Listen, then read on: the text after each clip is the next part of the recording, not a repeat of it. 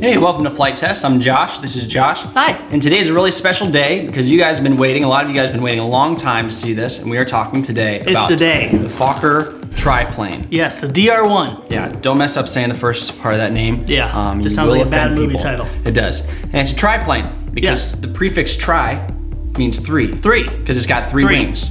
So, like many other things in life, you will find in that's really cute. tricycle with 3 wheels. 3 wheels. You'll find in trident, Ooh. which is a nautical weapon used by underwater deities. It has 3 points on it. Also a triceratops, sort of a prehistoric rhinoceros. Man, you are an artist, brother. With 3 You draw those up? horns. I did. Man, I'm impressed. Thanks. It's like Flight Review and Sesame Street all at the same time. It's awesome. That's how the show's been from the beginning, really. Now this plane is awesome, but I gotta put a little parentheses around there. It's awesome after you fix some things. Okay. There's some issues we'd like to talk about too. Yeah. And there's no getting around it. There's issues that need to be dealt with. This originally is a plug and fly, and I'll tell you what, for the price, you get a lot for your money. Okay. But unfortunately, there's some things you gotta take care of. You can't just pop your receiver in here and go out and have some fun. We'd like to be the case, but it's not the case. Yeah. All right, first thing is you probably notice the paint flakes. Yes.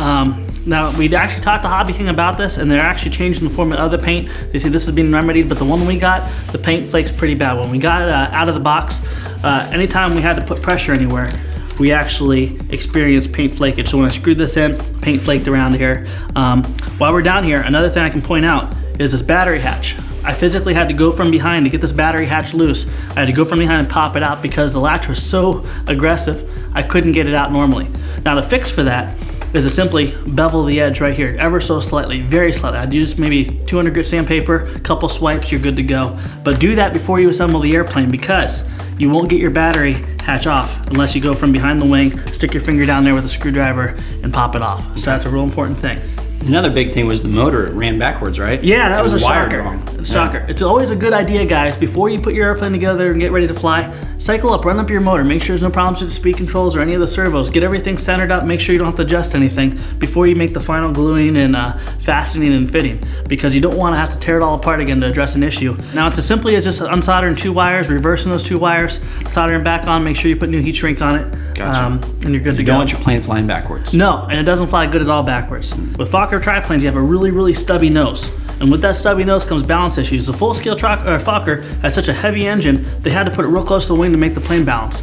We don't have that issue anymore. So basically what you need is about 87 grams of weight on this firewall, and we use a sticky back lead weight.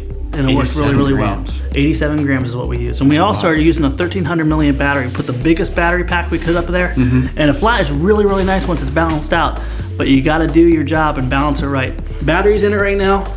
Look at my finger, see this little point right here? That was about a perfect balance point right there for you. So all you guys out there, pop 87 grams of weight, maybe 90 grams of weight, and 1300 milliamp battery pack, balance it here. The thing's gonna be a puppy dog in the air. You're gonna really love it.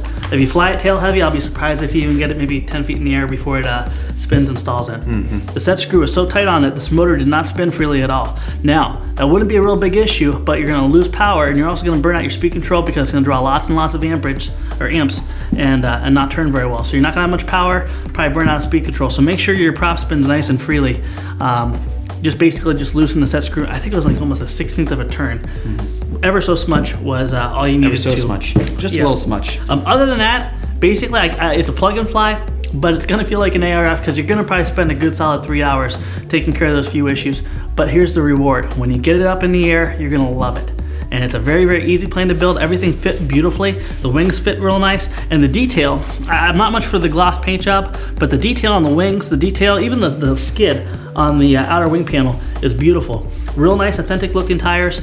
In the air, this thing is gorgeous. And we'll show you that shortly. All in all, you got the machine guns they include. Which is great. It is awesome. Scare some people. They don't really work though, dude. Which is another, downside of the plane. Yeah, put that on the machine guns don't negatives, actually too. work. Yeah. But, you can't have everything. It is EPO construction. It's amazing. When you squeeze this thing, it is solid. It's like a brick. But I'll tell you what, it doesn't fly like a brick. It's a very floaty airplane. It's true. Handles real nicely. All right, you ready to fly it? Yeah, Actually, let's do it. Can I fly this one? You know what? You're coming a long way, man. Yeah. Why don't we give you a shot after the review's over? Yep. Sound good? Okay. Make you feel good? You mean when the cameras aren't rolling? No, we'll roll the cameras in case it crashes. Eric, just keep rolling and I'll fly it. Just stay on me, okay? I can hear All you, right. dude. I'm right here. Let's go fly. Let's go fly. All right. All right, here we are. All right.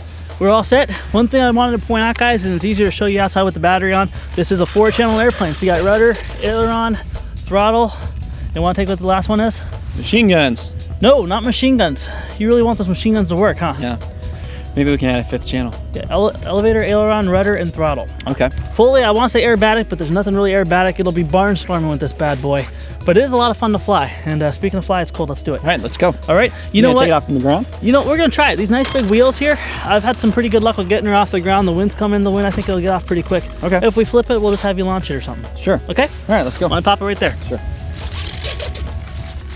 All right, now guys, before I take it off, this is a good opportunity. We have some bushy grass here. Anytime you take off in high grass, one thing you want to always do is plant your tail back. Now, it can give you some bad examples here.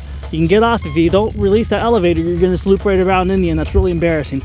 But you want to keep that tail planted because the second you let that tail go before you get your momentum, she's going to nose over. But let's go ahead and see if we can get it off the ground, and hopefully it'll do it. Okay. Yep. Oh, I see what you're talking about. There we go. All right. Now, well, look what a puppy dog this thing is. Isn't that nice? Yes, it's very nice. Now you do gotta fly somewhat coordinated. It is bank and yank, but you need that rudder to kick it around. So you definitely want to keep that in mind whenever you're flying it. Use the rudder. You don't just bank and yank or it's gonna fly really, really awkward. But this is a great intermediate level plane, especially for this kind of flying. I'll tell you what, if you want to fly scale, it really looks nice in the air. And the power, it's not gonna take you vertical, but it's plenty for just having fun. You know, you can loop and roll. Whoa. Look at that. How about It that? looks kind of scaled too. That's kind of how the real ones did it. You only have ailerons on the top, so as far as a high roll rate, you don't have it. If you go against the roll, you're going to be sad. Nice big barnstorming loops. Jeez, that took forever. Yeah, it's a great little plane. Slow motion. Yeah, you're not going to be doing any hardcore 3D, but you know, part of the pleasure of this plane is just flying scale. It really takes you back, low flybys, and it's a great plane. Takes you back to what? Huh? Takes you back to those World War I days, you know? Were you around then? No. Okay, I digress. It makes you feel like you're back in the World War I days. How's that sound? I don't know if maybe you had a time machine or something. That'd be kind of cool, Go back wouldn't to it? visit sometimes. But like I said, coordinated flying is what you need to have fun with this. Inverted's kind of a joke on this thing. It doesn't really hold inverted very well. But I'll try to show jokes. you. Yeah, see that? Whoa. Just doesn't like that to looked do like that. me flying. Yeah, it just doesn't like Second there. inverted too much. I've been trying to get inverted. I don't know if it's a balance issue. I'm sure you guys are really great pilots out there. I bet you a lot of them will be dragging their tails upside down, but I really don't find this to be a very good flying airplane inverted. But what I do find it to be is just a great park flyer that looks really, really cool in the air. I guarantee if you have it out at your field, people are going to be looking. Let's go ahead and bring it in for a landing here. Okay. You do want to carry throttle.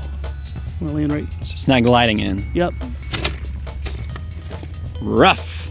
A little rough. a little rough. That's okay. It's okay. I think maybe what happened. I'm going to blame it was- on the cameraman. Sure. Yeah. Cameraman. It wasn't you. No, that's just crazy. That's mean, crazy. You don't do anything like that. No. Your battery hatch popped off, so you're did. you're batting 1,000 with bringing the hatches off, I think. Yeah, that's like 3 for 3. Oh, That's it's a strut. Can we like land it and do it again? All right, you want to bring it in for landing? Go ahead and bring it in for a landing. Ah! All right, let's go ahead and bring her in for a landing. Really? All right, bring it around for a landing. Let's bring her around. Okay.